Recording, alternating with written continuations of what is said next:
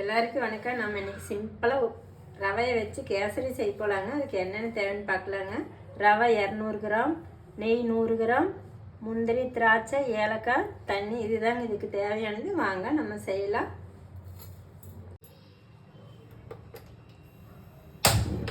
ஒரு பாத்திரம் வச்சுக்கலாங்க.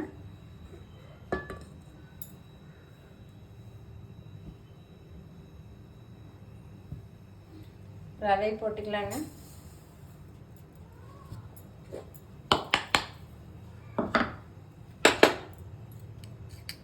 நெய் ஒரு 2 ஸ்பூன் ஊற்றி நல்லா வறுத்துக்கலாங்க.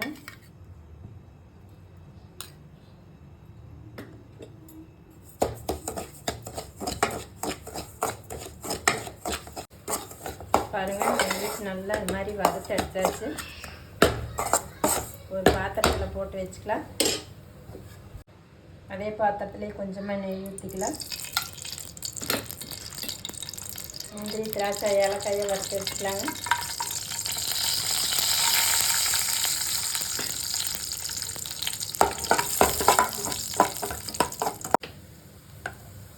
பாருங்கள், முந்திரி, திராட்சை வறுத்தாச்சு. இதில் தனியாக ஒரு பாத்திரத்தில் எடுத்து போட்டு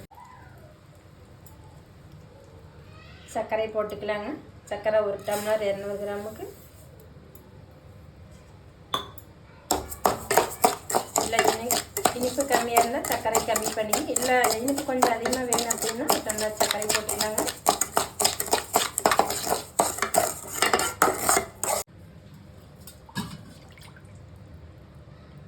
தண்ணி 2 டம்ளர் ஊற்றிக்கலாங்க.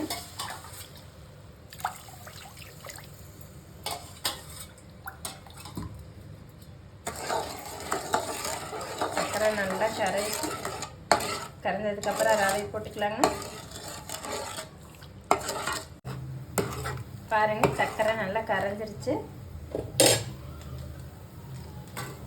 கொஞ்சம் கலர் பொடி போட்டுக்கலாங்க.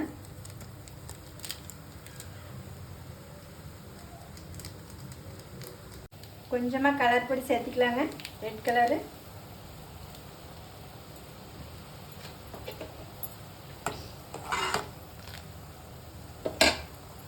டேஸ்ட்டுக்காக கொஞ்சமாக சால்ட்டு போட்டுக்கலாங்க. ஒரு சிட்டி அளவு போட்டுக்கலாங்க.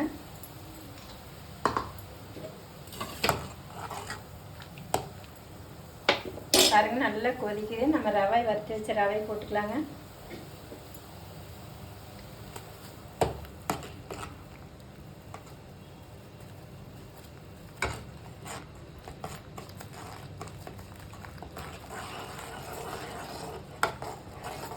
ரவை போட்டு நல்லா அடி பிடிக்காத கலரிட்டே இருங்க.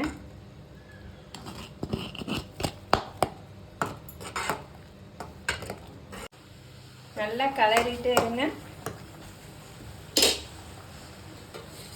தண்ணி பத்தலைன்னா சுடுதண்ணி காய வச்சுருக்கேன், அந்த தண்ணி ஊற்றிக்கலாங்க. கொஞ்சம் கொஞ்சமாக ஊற்றி அப்படியே கலரிட்டே இருங்க.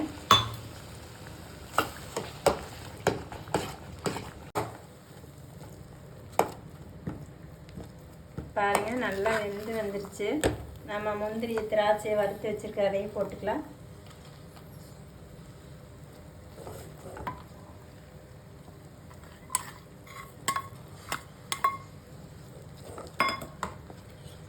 நெய் ஒரு ஸ்பூன் ஊற்றிக்கலாங்க.